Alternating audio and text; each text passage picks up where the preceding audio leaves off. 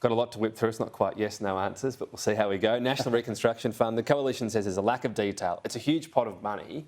Do we know, for example, what rate of return it will need to get for it to be off the books, truly? Well, it is a very significant allocation. This is the biggest peacetime industry policy offering that an Australian government has put in Australian history, because the requirement is so large that the manufacturing industry has shrunk and shrunk and shrunk over the last few decades. In the last decade itself, the offshoring of the auto sector, 40,000 jobs gone.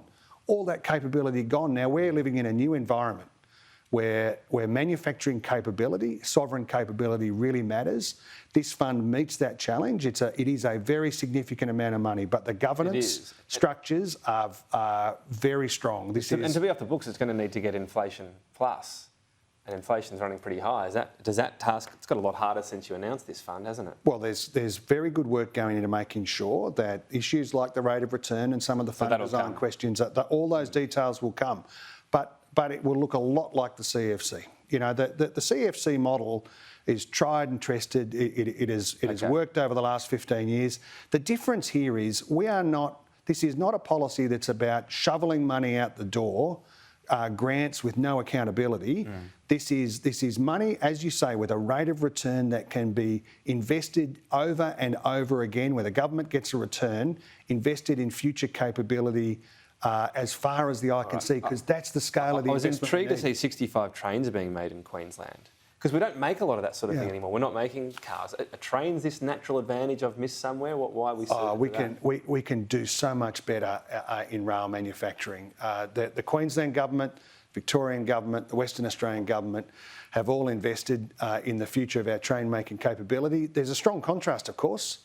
The New South Wales government offshored all of the trains that have been manufactured there. And what have we ended up with? Over budget, over time, 4,000 jobs gone offshore. Right. And the trains that arrived have had quality and safety problems. A ferry just yesterday. I've seen a lot of projects go over time and over budget, so we'll see how the Queensland one goes. Not to be sceptical about Australian-made, it's a big commitment, but it's going to make a difference. RBA decision, if there is a recession, who will be to blame? Well, this is an environment that the RBA is operating in, where there are significant inflationary pressures for the Australian economy. There are some very hard choices that the RBA board has had to make. Now, you look at... Give this in 15 seconds or so. Be that brief. This is a very tough environment for Australians facing rising mortgage costs. All right. An environment where wages have been held back for a decade. It's a very challenging situation. I'm sorry to truncate it, because it was a broad question, but you'll forgive me. Tim Ayres, thank you.